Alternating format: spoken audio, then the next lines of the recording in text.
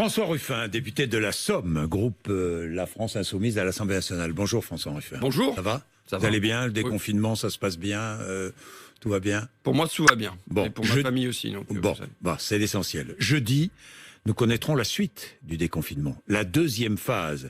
Est-ce qu'il faut maintenant accélérer, ouvrir les collèges et lycées, les parcs et jardins en zone rouge, les cafés, bars, restaurants en zone verte, mettre fin à la limite de déplacement, cette fameuse limite de 100 km?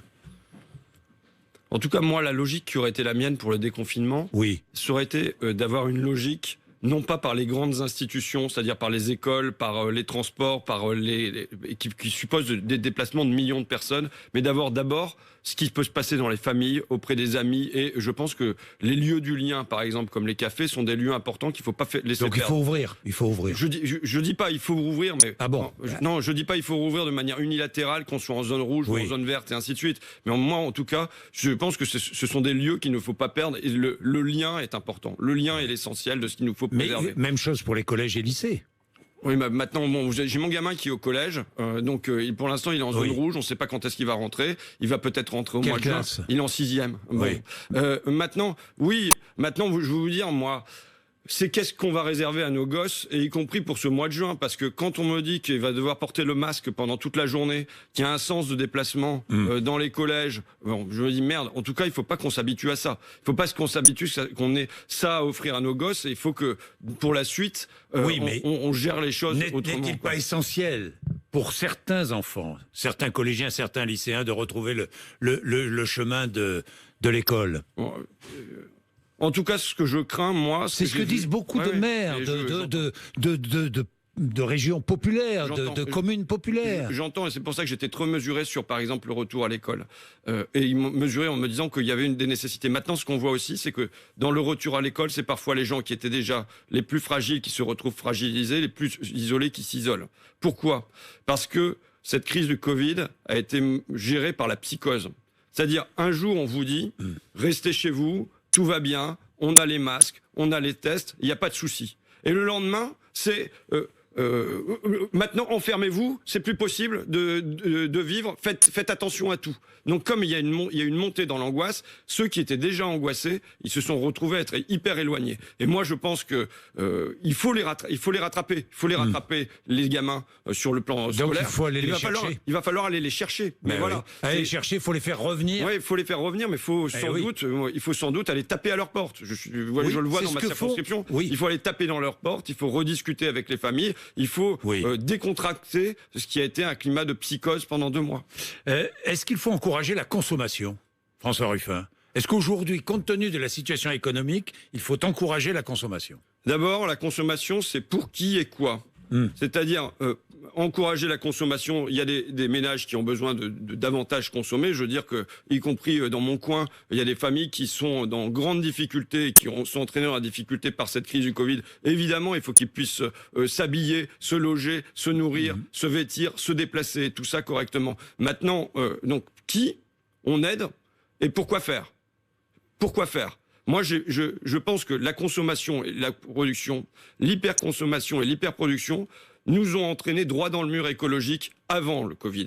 J'ai pas envie qu'on remette sur pied le même monde. Vous savez, on vient de vivre, semble-t-il, l'une des années à nouveau les plus chaudes, malgré le Covid. Ça, c'est la crise écologique. Il y a une crise sanitaire. En dessous, il y a une crise sociale. Mais en dessous, il y a une crise écologique et on va foncer à nouveau droit dans le mur. Je crois qu'aussi, cet épisode du Covid est une chance que nous a tendue l'histoire aussi. Oui, mais est-ce qu'il ne faut pas relancer la consommation à tout prix pour sauver des emplois? Alors, je vous dis, François Ruffin. Alors c'est un vrai débat. C'est un vrai débat. Alors, écoutez, j'étais hier avec des entrepreneurs du bâtiment. Oui. S'il faut relancer la consommation, s'il faut relancer l'emploi, par exemple, eh bien, il nous faut un grand plan sur le logement. Un grand plan logement et bureau aussi, pour qu'on cesse d'avoir 8 millions de passoires thermiques en France. Il nous faut un immense plan là-dessus. Et de cette manière-là, vous réglez des problèmes d'emploi dans l'immédiat, mais vous réglez un problème écologique dans la durée parce que vous cessez d'avoir des logements qui diffusent des émissions de CO2 tous azimuts. Oui. Et vous avez un apport social puisque dans la durée, les locataires ou les propriétaires de ces logements-là, les habitants de ces logements-là, n'auront plus des factures de gaz et d'électricité à payer qui sont... Vous n'êtes pas un défenseur, vous êtes écologiste dans l'âme, mais vous n'êtes pas un défenseur de la décroissance. En tout cas, moi, mon slogan, vous savez, c'est consommer moins, répartir mieux. Oui. Oui, je pense qu'il y a la nécessité de consommer moins, mais ça dépend moins de quoi. Et il y a la nécessité surtout de répartir mieux. Et de consommer français, le Made in France. Ça, vous savez, ça fait. Moi, j'ai écrit un bouquin et oui, donc c'est pas comme si mon engagement est daté d'aujourd'hui. En 2008, qui s'intitulait Leur grande trouille, journal de mes pulsions protectionnistes. Je suis protectionniste. Je suis favorable à ce qu'on. Vous êtes patriote. Vous défendez le patriotisme économique. Moi, ce que je défends, c'est une relocalisation très importante des emplois. Pourquoi ? D'abord sur le plan social, évidemment, il faut qu'on ait un outil industriel. Quand je vois, puisqu'on vient de dans cette crise du Covid, que je vois dans mon coin la Picardie, qui a été, comme le vôtre, un grand coin textile. Oui. Et que maintenant, on s'est retrouvé incapable de produire des surblouses, et que c'est ma mère, avec ses copines, qui en produit pour l'hôpital d'Abbeville, chez elle, avec plein d'autres bénévoles. Je veux dire, c'est une tragédie. Oui. Et moi, ça fait 20 ans, depuis que j'ai lancé mon journal, ça fait 20 ans que j'alerte. Ça fait 20 ans que je dis, on ne peut pas laisser faire ce dumping social, qui est aussi un dumping environnemental, et parce qu'on a signé des accords de libre-échange, continuer à laisser partir nos vêtements, nos médicaments, et tout, vers, en l'occurrence, l'Asie du Sud-Est, y compris l'agriculture. Et vous savez, pendant ce temps où on est en train de dire qu'il faut relocaliser, ainsi de suite, on continue de signer des accords, en l'occurrence avec le Mexique, sur la viande bovine.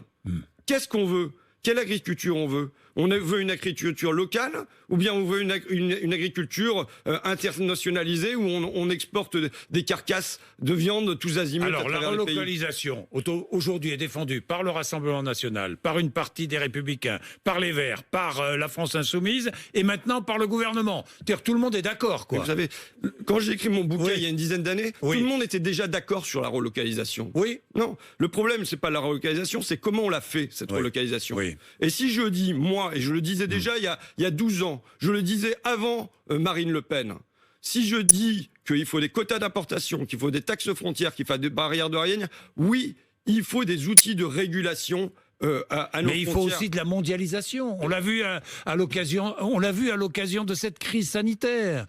Les frontières volent en éclats. Je n'ai aucun souci à dire qu'il faut une part de mondialisation, que je suis favorable au commerce. Maintenant, si on achète des produits, pardon, je vous coupe, François Ruffin, mais si on achète des produits fabriqués en Inde, par exemple, ou dans des pays qui souffrent, on fait baisser la pauvreté aussi. Non. Vous savez, oui ou non? Non, c'est pas comme ça du tout que je... Non. Bon. Vous savez, on produit d'abord... Pourquoi ça se passe en Inde, par exemple, la production de substances actives? C'est pas par philanthropie que l'industrie du médicament décide de délocaliser là-bas, et y compris les lobbyistes du médicament le disent. Pourquoi ? Parce que c'est un mode de contournement des normes environnementales qui existent en Europe. Et c'est un mode de contournement des progrès sociaux qui ont été acquis en Europe. Donc nous ne devons pas laisser faire ça. Nous devons en effet avoir une part de l'industrie, pourquoi pas, qui se produit là-bas, mais aussi une grosse part qui continue à se produire sur notre territoire. Vous savez, c'est pas nouveau. Keynes y disait déjà, tout ce qui peut être produit à l'échelle nationale doit l'être. C'est tout. Bien, plan de soutien à l'automobile, indispensable. François Ruffin, indispensable. Est-ce que l'État doit investir notre argent, est-ce que l'État doit investir dans l'automobile aujourd'hui? Pourquoi faire? C'est ça la question. Et le problème, c'est qu'on a des dirigeants qui n'ont pas de direction. C'est-à-dire qu'il y a un an, ils reçoivent Renault Alpine, par exemple, qui est produit à Dieppe, dans la cour de Matignon. Ils grimpent dans la voiture et disent c'est super, voilà l'industrie de demain. Et aujourd'hui, on met 5 milliards. Renault dit qu'ils vont fermer pour Alpine à Dieppe et le gouvernement dit c'est très bien. Quelle est la direction? On va attendre les décisions, c'est vendredi. Vous pensez que Renault va fermer Dieppe? En tout cas, c'est ce qu'ils annoncent et le gouvernement dit s'ils veulent le faire. C'est ce qu'a dit Bruno Le Maire hier matin, mais il n'a pas annoncé, ça n'a pas été annoncé à Dieppe. Mais d'accord, mais si Dieppe est dans la liste, Dieppe est dans la liste. Et donc, simplement, quel est le cap? Quel est le cap? On a eu une loi mobilité à l'Assemblée nationale qui n'a pas fixé de cap, quelle est la place de l'automobile dans le panel mais le gouvernement de déplacement dit, demain. le gouvernement dit, alors je défends pas le gouvernement, que les choses soient très claires, mais le gouvernement dit, Renault, on va aider Renault, mais en contrepartie, Renault va être obligé de fabriquer toutes ces voitures hybrides, rechargeables ou électriques en France. Déjà, comment ça se fait qu'on y songe maintenant? Où est l'État stratège pour que, depuis des décennies qu'on sait qu'il y a un problème avec l'industrie automobile, ça soit maintenant qu'on est dans le mur, qu'on se réveille. Ensuite, là aujourd'hui, il y a une réunion de Macron et moi, je ne suis pas d'accord pour que Macron se réunisse avec les capitaines d'industrie de l'automobile, et tout seul. Et qu'un autre jour, il va aller rencontrer Greenpeace, il va rencontrer la Fondation Nicolas Hulot, il va rencontrer la France Nature Environnement. C'est pas possible de fonctionner comme ça. Il faut mettre tout le monde autour de la table pour savoir demain quelle mobilité on veut dans le pays, quelle place pour les trains, quelle place pour les modes doux, quelle place pour l'automobile dans demain. Et donc, ça peut pas être une gestion au cas par cas. Enfin, vous dites ça. Moi, j'ai adressé sur le fait que la condition, ça va être que ça soit produit en France. J'ai adressé, il y a maintenant plus de 6 mois, en novembre 2019, une question au gouvernement auquel il ne m'a toujours pas répondu. Sur Valeo, puisque Macron seront sur un site Valeo aujourd'hui. Oui.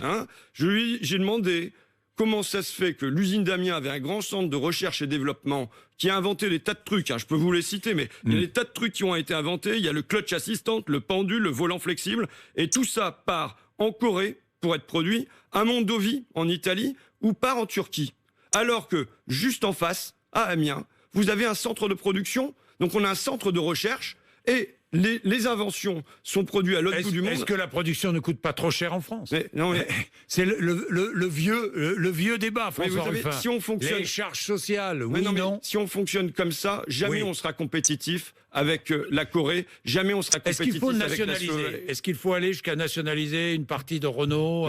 Est-ce que l'État doit augmenter sa participation au capital? Simplement, Renault, Air France, même chose. Renault ou Valeo, vous savez, le premier actionnaire de Valeo, c'est l'État. Simplement, moi, je demande que l'État joue son rôle de direction, qu'il dirige, qu'il nous dise qu'est-ce que c'est l'automobile de demain. Mais de la même manière, on voit une grande contradiction, de la même manière que je vous l'ai dit sur l'agriculture. Il n'y a pas de cap, il n'y a pas de boussole. D'un côté, on nous dit qu'il faut relocaliser, de l'autre côté, on signe des accords de libre-échange à l'échelle internationale. Bien, vous devez être satisfait, puisqu'hier, ici même, Bruno Le Maire nous dit, oui, on imposera l'abandon par Air France des vols intérieurs lorsqu'il y a moins de 2h30 de vol.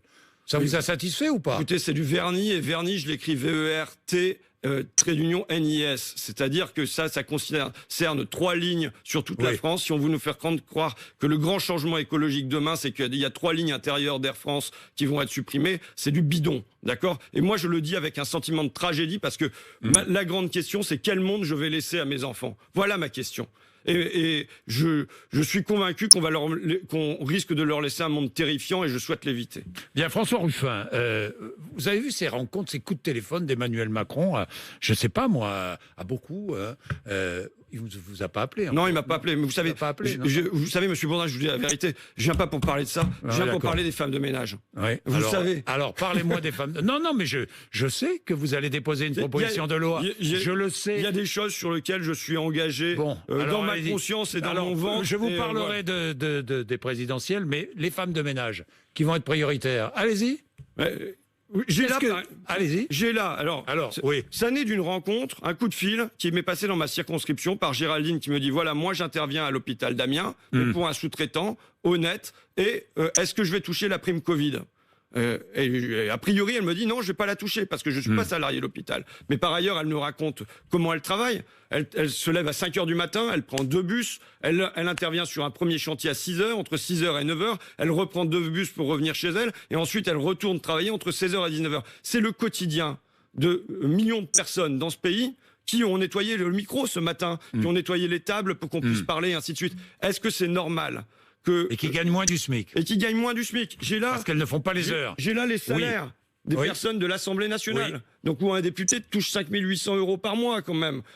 Et on est à 740 €, 780 €, 780 €, 780 €, 950 €, 950 €, 780 €. Est-ce que c'est normal? Et qu'elles viennent travailler comme des invisibles entre 6h et 9h du matin, et qu'elles repartent. Qu'est-ce que vous demandez? Alors, j'ai déposé une proposition de loi qui sera discutée demain en commission des affaires sociales. Je demande 2 choses. D'abord, que toutes les personnes qui interviennent comme ça comme sous-traitante bénéficient des mêmes avantages que les salariés. C'est-à-dire que, par exemple, ici, on est dans une entreprise de presse, il y a un 13e mois dans la convention collective. Qu'elle touche aussi le 13e mois. Le 13e mois, qu'elle bénéficie de tous les avantages dont bénéficient les salariés qui sont intégrés. Et la deuxième chose, c'est qu'il y a une surtaxation des heures entre 18h le soir et 9h le matin. Pourquoi ? Pour qu'il y ait une incitation des entreprises, des donneurs d'ordre, à réintégrer ces salariés-là dans les heures normales et non plus à les invisibiliser. Il faut savoir que sur un dossier comme celui-là, c'est comme la relocalisation, il y a grosso modo un accord général. J'ai eu des patrons, y compris le patron des patrons de la propreté, de la Fédération des entreprises de propreté, qui est d'accord sur ça. Maintenant, il faut qu'il y ait une loi qui arrive et qui servent de point d'appui à toutes les bonnes volontés qui veulent améliorer un peu ce qu'Emmanuel Macron a évoqué longuement dans ses discours en disant que voilà, ils étaient ceux qui avaient tenu le pays pendant ce temps-là. Donc il faut que ça se traduise aujourd'hui et que ça se traduise par des lois. Bien, François Ruffin, avant de revenir sur Emmanuel Macron et la politique politicienne, François Ruffin, Camélia Jordana, vous avez vu ce débat autour de ces déclarations, n'est-ce pas un peu facile, un raccourci de sa part, non? J'ai pas vu. Vous n'avez pas vu, vous n'avez pas suivi, sans recul? Non, j'ai rien vu. Rien vu. J'ai rien vu. Alors bon, je sais pas. Sur les flics, non. Les flics, hein? Est-ce que vous avez peur quand vous rencontrez un policier? Non, c'est ce qu'elle dit. Elle dit qu'on peut avoir peur. Il y a un sentiment d'insécurité en présence des policiers. On a un sentiment d'insécurité. Alors, il se trouve qu'avant le déconfinement, j'avais produit un rapport pour une police de la confiance. Oui. Et en effet, il y a une confiance qui a été cassée dans le pays. Il faut l'entendre, de toute façon. Il y a une confiance qui a été cassée dans le pays entre la police et un certain nombre de personnes. Cette confiance, il faut absolument la rétablir. C'est documenté statistiquement. C'est documenté statistiquement par un certain nombre de sociologues qu'aujourd'hui, on a une confiance qui a été brisée. Et je pense que la police est Est-ce qu'elle vous fait peur, la police? Non, moi, elle me fait pas peur. Elle est raciste? Vous savez... Est-ce qu'il y a des policiers racistes? Je dis pas qu'il y a des policiers racistes du tout. Enfin, il peut y en avoir après tout, comme dans toutes les corporations, je veux dire, hein, mais c'est pas ça. C'est que on peut avoir un fonctionnement, il faut le dire, qui fait que les contrôles d'identité sont ciblés, par exemple. C'est documenté statistiquement. C'est montré que la France est l'un des pays où il y a l'une des plus grosses distorsions en termes de contrôle d'identité, le fonctionnement, qui est aussi lié à d'autres choses, et qui peut nous ramener à ce qui s'est passé dans le problème de la santé, qui peut nous ramener même à la querzaine dans le pompier que je visitais hier à Ville. Attendez, c'est quoi? C'est quand on fait la politique du chiffre. Quand aujourd'hui, on nous parle d'optimisation, de rationalisation, d'efficience, et que c'est avec ça qu'on fonctionne, qu'on enjoint aux policiers de faire du contrôle, de ramener des statistiques, de faire des petits bâtons. Le policier est obligé de contrôler, non? Non. François Ruffin, non? Il peut y avoir une part. Les rodéos que vous connaissez bien, il y en a partout, à la ville comme à la campagne. Les rodéos, en l'occurrence, c'est pas du contrôle, c'est de l'intervention. S'il y a des choses qui... Il faut bien donner un sentiment d'insécurité aux dealers, aussi aux délinquants. Mais c'est une chose, mais c'est pas... Là, vous confondez deux choses, monsieur Bourdin, si je peux me permettre. C'est l'intervention lorsqu'il y a une infraction. Oui. Et évidemment qu'il doit y avoir intervention lorsqu'il y a une infraction et le contrôle d'identité sur des gens qui se baladent dans la rue et qui n'ont rien fait, en l'occurrence. François Ruffin, oui, je disais tout à l'heure, Emmanuel Macron appelle tout le monde, hein, Philippe de Villiers, Jean-Marie Bigard, Éric Zemmour, il rencontre Didier Raoult, donc pas vous, il ne vous a pas... Non. Vous êtes une voix un peu discordante, un peu iconoclaste. Est-ce que vous pouvez affirmer ce matin que vous ne serez pas candidat à la présidentielle de 2022? Il paraît qu'il a peur d'un candidat qui serait un peu différent. Est-ce que vous pouvez l'affirmer ce matin? Non. Non, je laisse la porte ouverte. Je laisse la porte ouverte à ce qui peut se passer dans le pays. Et si jamais, je l'ai déjà dit, mais si jamais c'est moi qui dois ramasser le drapeau, j'irai ramasser le drapeau. Ça ne veut pas dire que je me lève tous les matins en me rasant mal parce que je me fais égratigner. Oui. En plus, on se rase toujours mal le matin. Donc voilà. Donc oui. C'est pas ça du tout. Je suis pas du tout. Avec inquiétude, je me dis parfois Certains disent même, voilà un homme qui pourrait faire le lien entre l'extrême gauche et l'extrême droite. Vous savez, moi, je suis de gauche. Je le dis, je l'ai dit et je l'ai répété tout le temps, je suis de gauche, c'est-à-dire que je suis un partageux. Je suis pour le partage. Je considère que notre société, elle vit dans une indécence. Une indécence qui est celle des femmes de ménage, c'est l'indécence par le bas. Une vie de galère pour un salaire de misère. Et c'est pareil pour les auxiliaires de vie sociale, c'est pareil pour les assistantes maternelles, c'est pareil pour des millions de personnes dans ce pays. Et il y a une indécence par le haut.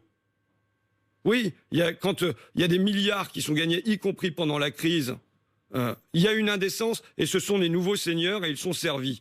Moi, voilà ma matrice, voilà ce qui me motive, voilà ce qui fait que je me lève le matin. C'est pas 2022 et c'est pas aller chercher. À l'occasion, si l'occasion se présente, vous serez là.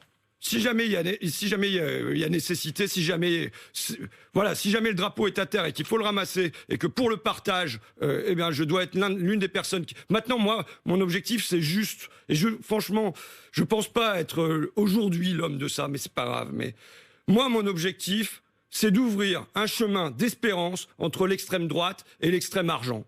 C'est d'ouvrir un chemin d'espérance entre Macron et Le Pen. Et pour ça, je me bagarrais. Ouais. Je me bagarrais pour que les femmes de ménage, elles puissent espérer que demain, il y ait un vivre mieux pour elles dans ce pays. Et pour mes gosses, pour que demain, ils puissent espérer vivre sans que l'eau soit imbuvable, l'air irrespirable et la vie invivable.